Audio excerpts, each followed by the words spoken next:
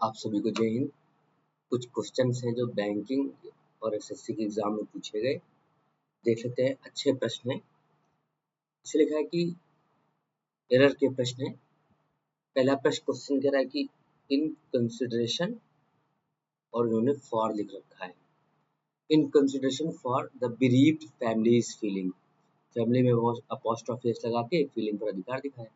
bereaved का मतलब दुखद से है ना, तो जो दुखी है, तकलीफ में है, दुखी के अर्थ में bereaved वर्ड यूज करते हैं। तो in consideration for the bereaved families feeling, और यहाँ से देखते हैं the papers did not print, यानी पेपर्स का मतलब वहाँ अखबारों से है ना, डिड नॉट प्रिंट उन्होंने नहीं छापी थी द स्टोरी उस खबर को। तो मिस्टेक के नाम पर आप देख सकते हैं कि इन कंसिडरेशन ऑफ चाहिए था, आपको क्या चाहिए था। और कभी कभी टू भी लगा के देता है, आप ये भी ध्यान रखिएगा, जो एग्जाम की पॉइंट ऑफ व्यू से पूरी तरह गलत है। ठीक, तो जिसे के संदर्भ में आपको ध्यान देते हुए के अर्थ में आप in consideration of preposition phrase का यूज करते हैं, या फिर आप इन रेफरेंस टू, ये भी फ्रेज आपको देखने को मिलती है। इनकी जगह पर आपको विद भी मिल सकता है, विद रेफरेंस टू। तो ये कुछ प्रीपोजिशन फ्रेजेस हैं जिनका अर्थ के संदर्भ में है ना, या को देखते हुए के अर्थ में आप इसको यूज कर लेते हैं, के संदर्भ में या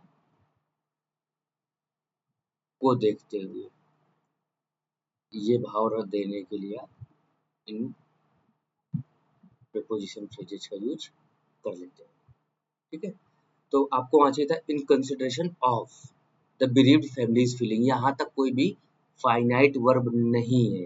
ठीक है, तो दुखी फैमिली की भावनाओं को ध्यान में रखते हुए, आपको देखते हुए the papers did not print, papers ने यानी अखबारों ने नहीं छापी द स्टोरी उस खबर को। ठीक है, कोई खबर रही होगी लेकिन परिवार को दुख को ध्यान में रखते हुए उन लोगों ने खबर नहीं छापी, ये सेंटेंस कहना चाह रहा है। नेक्स्ट सेंटेंस है, देखो इस तरह कोई भी प्रश्न है, चाहे एरर फॉर्म में हो या किसी भी फॉर्म में हो, पैसेज में हो या फिलर्स में है, क्लोज टेस्ट में है, सेंटेंस इंप्रूवमेंट में है, किसी भी फॉर्म में हो, तो सबसे पहले आप अर्थ निकालने की कोशिश करिए। ही रैन होम, वह घर की तरफ गया या भागा, एंड और कुड नॉट वेट, और इंतजार ना कर सका या उसने इंतजार ना किया। टू डिस्क्राइब, व्याख्या करने की, about the whole chain of events, यानी कि जो एक के बाद एक घटनाएं घटित हुई थी उसको डिस्क्राइब करने के लिए, उसकी व्याख्या करने में, उसको कह पाने में उसने वो इंतजार ना कर सका। दैट की दैट हैड टेकन, दैट आया है इवेंट्स के लिए, दैट हैड टेकन प्लेस, जो घटित हुई थी ड्यूरिंग द डे, दिन के समय के दौरान। एक्चुअली स्ट्रक्चर होता है जिसको आप वर्ड ग्रामर कहते हैं, है ना। तो डिस्क्राइब समबडी समथिंग होता है, डिस्क्राइब के बाद आपको प्रीपोजिशन अबाउट का यूज नहीं करना है। जो कुछ भी आप डिस्क्राइब करते हैं वो सीधे लिखते हैं, वहाँ पर आपको जो अबाउट है वो जबरदस्ती उन्होंने लिख रखा है, उसकी कोई जरूरत नहीं है ना, थी, है ना। डिस्क्राइब समथिंग होता है, डिस्क्राइब द सिचुएशन होता है। ठीक है, आप ऐसे देख सकते हैं कि वहाँ पर अबाउट की कोई जरूरत नहीं थी। सेंटेंस कई बार क्या होता है, दूर तक जाता है तो थोड़ा मनोबल की डगमगाने लगता है, अगर आपकी प्रिपरेशन ठीक नहीं होती है। फिर उससे कोई दिक्कत वाली बात नहीं, इन चीज़ों को याद रखा जा सकता है। और ये चीज़ें याद रहती कहाँ से, जब आप रीडिंग में जाते हैं ना, तो रीडिंग के बाद आपने डिस्क्राइब के बाद अबाउट देखा ही नहीं होता है। हाँ, ये जरूर हो सकता है कि डिस्क्राइब समथिंग टू समबडी होता है ना। और जब आपको मान लो ग्रामर पढ़ाई जाती है या इंग्लिश का कंप्लीट बैच आप पढ़ते हैं, तो इस समबडी समथिंग पर ठीक ढंग से काम कराया जाता है। वास्तव में समबडी समथिंग जो होते हैं यही ऑब्जेक्ट होते हैं। नेक्स्ट सेंटेंस है जैसे a hot and a cold spring, हालांकि प्रश्न सरल है फिर भी थोड़ा सा देख लेते हैं। Was found near each other, अब देखो जैसे क्या है, ईच अदर ने आपको हिंट्स दे दिए, यानी दो की बातचीत हो रही है। वरना आप कोई ग्रामर में एक रूल पढ़ते हैं कि जब आप दो कॉमन नाउन के माध्यम से किसी एक ही व्यक्ति या वस्तु का बोध करा रहे होते हैं, है ना, तो आप केवल पहले आने वाले नाउन के पहले या तो आप डिटर्मिनर का यूज करते हैं या वहां पर आप पॉजेसिव एडजेक्टिव लगाते हैं। लेकिन अगर दोनों नाउन के माध्यम से आप अलग अलग व्यक्ति वस्तु का बोध करते हैं तो दोनों को आप आर्टिकल या वहां पर आप डिटर्मिनर दे देते हैं या पॉजेसिव एडजेक्टिव दे देते हैं, है ना। पॉजेसिव एडजेक्टिव भी डिटर्मिनर का हिस्सा है। तो उन्होंने लिख रखा है जैसे कि स्प्रिंग का मतलब जल स्रोत होता है ना। स्प्रिंग का मतलब जल स्रोत। और जैसे इस सेंटेंस को लिया क्यों हम लोगों ने, है ना। जैसे मान लो वाज फाउंड के बाद यहाँ देयर लिख देता और नियर ईच अदर ना लिखता, क्या लिख देता, केवल देयर लिख देता या हियर लिख देता, नियर ईच अदर न लिखता, तब हो सकता है जल्दबाजी में आप ध्यान न देते और निकल जाते। तो कोई जल स्रोत, एक ही जल स्रोत हॉट और एक ही जल स्रोत कोल्ड नहीं हो सकता है।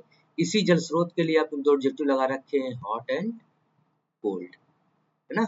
एक ही जल स्रोत के लिए दो एडजेक्टिव लगा रखे हैं। तो कोई जल स्रोत है वही हॉट है वही कोल्ड है, ये पॉसिबल नहीं है, यानी कि दोनों जल स्रोत क्या है, अलग अलग है। तो यहाँ पर वर्ब की मिस्टेक हो जाएगी, है ना। दो सिंगुलर नाउन एंड से जुड़ते हैं तो प्लूरल हो जाते हैं, क्या हो जाते हैं, प्लूरल। तो हालांकि हॉट एंड कोल्ड और एंड कोऑर्डिनेटिंग कंजंक्शन है, सेम यूनिट की चीजों को जोड़ता है, तो ये एडजेक्टिव से एडजेक्टिव को जोड़ रहा है। और ये दोनों एडजेक्टिव आपने किसके लिए यूज कर रखे हैं, स्प्रिंग जल स्रोत के लिए यूज कर रखे हैं, यानी कि वो जल स्रोत जो है, स्प्रिंग जो है वो कॉमन है, ठीक है। तो a hot and a cold spring, एक गर्म और ठंडा जल स्रोत वर फाउंड। दो सिंगुलर नाउन एंड से उड़ के क्या हो रहे हैं, प्लूरल हो रहे हैं। तो अब प्लूरल के साथ आप क्या लिखते हैं, पास्ट इंडेफिनिट के पैसिव स्ट्रक्चर में वॉज वर्ब के साथ V3 लगाते हैं। तो मैं प्लूरल सब्जेक्ट की तरह डील कराना था तो मैं वर चाहिए था वहां पर, तो क्या मिस्टेक थी, हमें वॉज नहीं चाहिए था, वर चाहिए था। नेक्स्ट इजी है, लेकिन कई बार क्या होता है दूर तक सेंटेंस जाता है तो हमारा मनोबल कभी कभी गिरने लगता है, इस चक्कर में आप कभी कभी ध्यान नहीं देते हैं। कह रहा है इलीगल सैंड माइनिंग, अवैध और ये बालू का जो खनन है उसकी बात कर रहा है। हैज बिकम हो गया है, ठीक है, प्रेजेंट परफेक्ट स्ट्रक्चर है। अब बूम बिजनेस, आर्टिकल आ ये बता रहा है कि इसकी पूरी गारंटी के पीछे नाउन आया है, तो बिजनेस नाउन है। क्योंकि यहाँ से देखो लिखा है fuelled by the ever increasing demand, तो फ्रेज लगा रखी है और ये आया किसके लिए, बिजनेस के लिए आया है। तो नाउन के बारे में जो बताया वो क्या होता है, एडजेक्टिव। तो यहाँ बूम नहीं चाहिए था, बूमिंग चाहिए था। बूम का मतलब क्या होता है, सक्सेसफुल होना या तेजी से आगे बढ़ने के लिए। तो बूमिंग का मतलब होता है सक्सेसफुल होता हुआ, बढ़ता हुआ, ठीक है ना। आर्टिकल ये बता रहा है कि इसकी पूरी गारंटी आया नाउन के लिए, और जब बूम और बिजनेस दो ही वर्ड हैं, आगे तो आपने फ्रेज लगा रखी है ना। और यहाँ पर जैसे देखो मैं और समझाता हूँ, illegal sand mining has become, जो अवैध ये जो बालू का जो खनन है, हैज बिकम वो हो गया है अब बूमिंग बिजनेस, एक तेजी से बढ़ता हुआ बिजनेस। और यहाँ पर क्या अंडरस्टूड है, दैट इज फ्यूल्ड, जिसे प्रोत्साहन दिया जाता है। तो दैट हटाया, इज हटाया, यानी कि रिलेटिव प्रोनाउन हटाया, फाइनाइट वर्ब यानी हेल्पिंग वर्ब हटाई, और फिर ये क्या करते हैं, वर्ब को SM V1 plus ING V3 में चेंज कर देते हैं। Fuelled by ever increasing demand, यानी कि बढ़ती हुई डिमांड से क्या किया जा रहा है, उसको फ्यूल्ड मतलब प्रोत्साहन दिया गया, बाय द एवर इंक्रीजिंग, कभी बढ़ती हुई डिमांड या मांग के माध्यम से। और डिमांड किस चीज की है, डिमांड है ऑफ द कंस्ट्रक्शन इंडस्ट्री, यानी कि जो ये कंस्ट्रक्शन इंडस्ट्री है, जो ये मतलब एक तरह से निर्माण कर रही है, उसकी जो संस्थाएं कंपनियां हैं उसके माध्यम से इसको क्या किया गया, उसे जो डिमांड की, उससे बिजनेस बहुत तेजी से बढ़ रहा है कि अवैध खनन चल रहा है लगातार। तो कुछ चार एग्जाम्पल्स थे वहां पर, हम लोगों ने इसको एक्सप्लेन करने की कोशिश की है। अभी चीजें स्टार्ट की हैं और एक लेवल तक चीजें लेके जाऊंगा, है ना।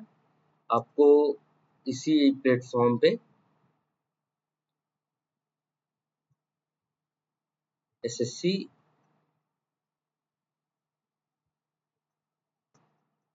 एनडीए, सीडीएस और बैंकिंग